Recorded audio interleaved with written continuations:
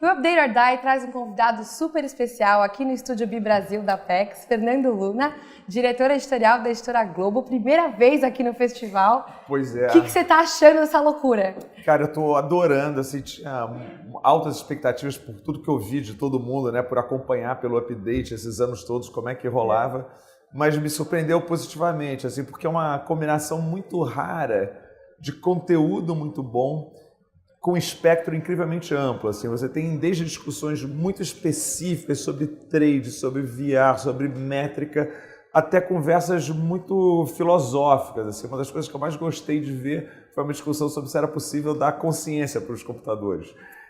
Não é nem inteligência, mas eles estão olhando para um degrau além.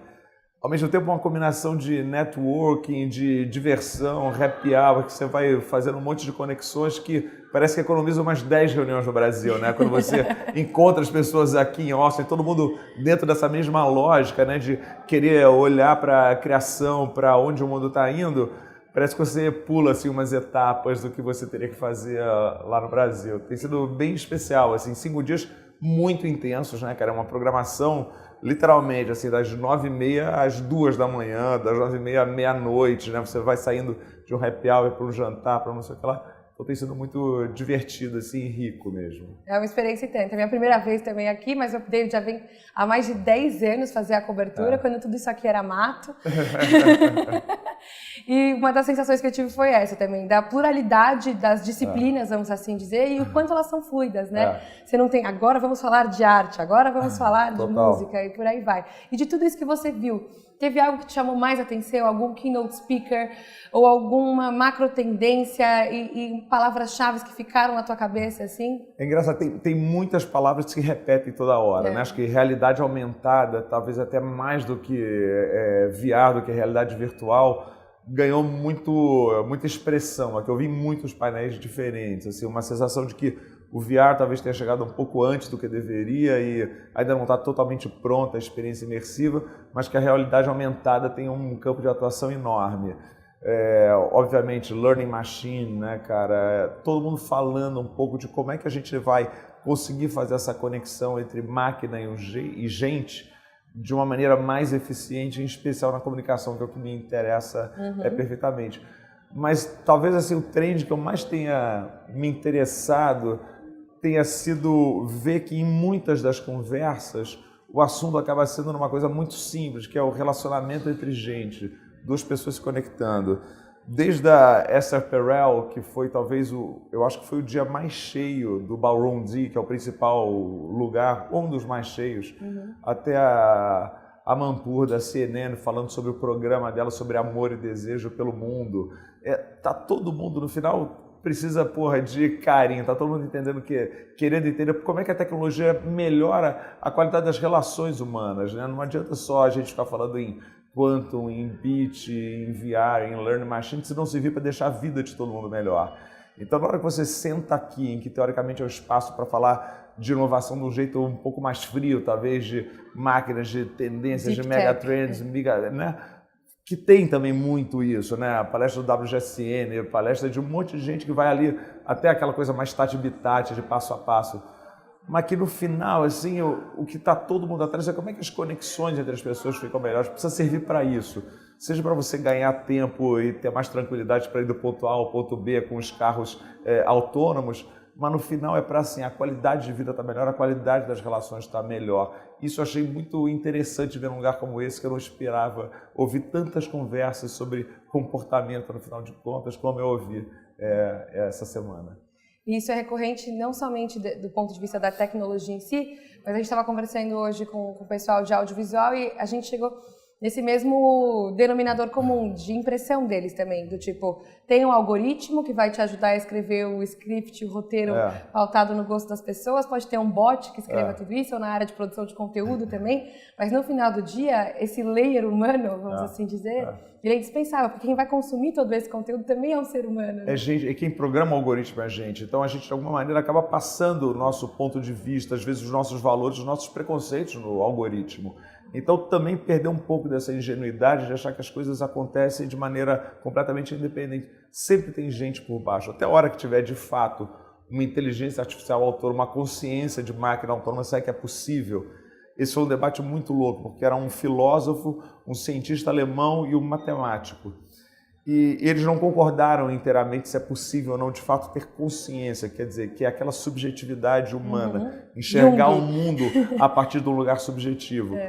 Talvez eles achem que nunca, tinha um deles que achava que nunca ia ter uma consciência plena como a humana, talvez uma consciência mais simples, como a consciência de um animal. Mas se chegar nessa hora, talvez a gente possa falar de uma máquina mais independente do homem, mas até lá é sempre o homem que faz o algoritmo, a programação. E isso a gente não pode esquecer. Eu acho uma outra coisa que ficou muito clara em muitas conversas é talvez o fim daquela era do deslumbramento puro com o mundo da tecnologia, com essa revolução digital, né? Talvez a gente esteja chegando no fim da primeira fase da revolução digital. Eu acho que primeiro 25 anos mais radicais em que de verdade se popularizou a web e que parecia que aquilo ia ser um caminho incrível para fraternidade, interconexão, troca de ideias, e a gente está vendo um outro lado também disso, né? Óbvio que o saldo é muito positivo, mas tem também coisas muito violentas, né, cara, de enfrentamento, de polarização, de fake news, de bolhas. E se falou muito disso e como é que as grandes plataformas precisam assumir responsabilidade sobre isso. Sim. E você ouviu desde o prefeito de Londres falar com muita força sobre isso. Foi um dos talks mais emocionantes, né? Porque era um político, um lugar que a gente não costuma ver político, mas falando muito claramente sobre a importância, sim, de estimular a inovação, mas de entender como é que essa inovação funciona a serviço da sociedade. Sociedade, no final, sendo a prova dos 9 de se aquilo faz ou não faz sentido.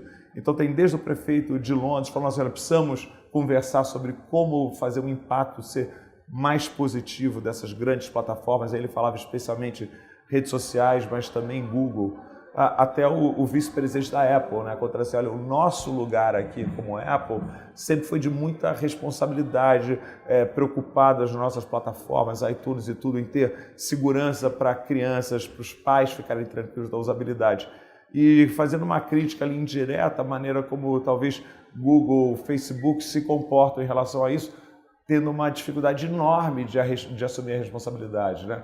Eu acho que foi ele que falou que com grandes poderes vem grandes responsabilidades também, citando o filósofo Homem de Ferro, Homem-Aranha, um dos dois, né, do filme. O tio do Peter Parker. O tio do Peter Parker, né, cara? O Ben. Não era Ben o nome dele? O famoso tio do Peter Parker. O famoso tio Ben, sei lá. Isso foi outra discussão latente também. Quanto você é plataforma ou quanto você é publisher, né? Quando você vai fazer a curadoria daquilo que está sendo publicado, quando você vai se isentar daquilo e deixar o algoritmo auto-apresentar aquilo para você. E né? essa é uma discussão que ninguém vai conseguir fugir dela, né? Você está tendo regulações muito fortes na Europa, em especial, Alemanha com multas altas, Estados Unidos ainda muito resistente, mas a gente viu aqui que essa conversa está muito forte.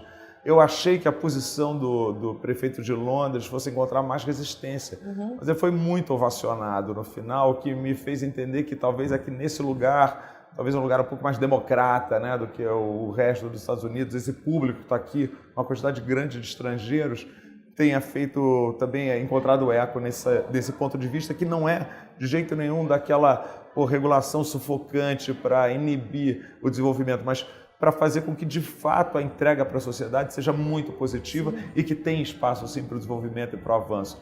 Não dá para a gente achar que é natural você ter um duopólio numa indústria tão importante quanto essa. A gente não tem duopólio em nenhuma área. A gente lembra, no começo do século passado, a ESSO foi desmembrada em mais de 100 empresas.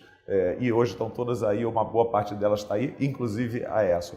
Regular, disciplinar, pensar no bem social não é uma maneira de inibir a inovação, ao contrário, talvez seja de colocar ela num caminho mais positivo.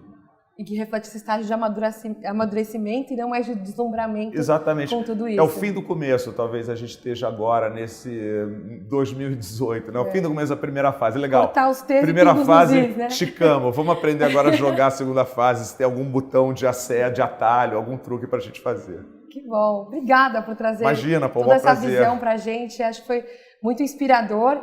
E só para a gente fechar assim, Estamos voltando para o Brasil e agora? Segunda-feira, o que você já vai querer implementar ou não? Você vai deixar isso decantar? Voltando para nossa terra, o que a gente vai mudar? Acho que dá primeiro uma certa ansiedade, né, de você ver como é que a gente processa tudo isso, porque é uma quantidade gigante de informação. Eu tenho dado mais ou menos 5 palestras por dia nos últimos 5 dias. Então você começa no final também a achar que um cara falou uma coisa e na verdade foi o outro. Eu ouvi, por exemplo, uma fala de uma turma que cuida de parenting, né? O segmento de relação de filhos com seus pais e mães, que é uma das marcas que a gente tem lá na Globo, a Crescer, que fala dessa cultura com muita força há muitos anos. Então tem desde inspirações muito objetivas até conversas muito mais abrangentes e filosóficas que você vai implementar no dia a dia, às vezes é num processo de trabalho, às vezes é uma ideia que você vai encaixar em outra reunião. Então não acho que seja exatamente o objetivo vir aqui e sair assim, não. Tem 3 coisas para implementar na segunda-feira. Até tem 2 ou 3. Mas eu acho que o mais rico é esse caldo de discussão que coloca de verdade você pensando de outro jeito quando você sai daqui. Perfeito. É isso. Obrigada. Legal. Valeu, obrigado. Até mais.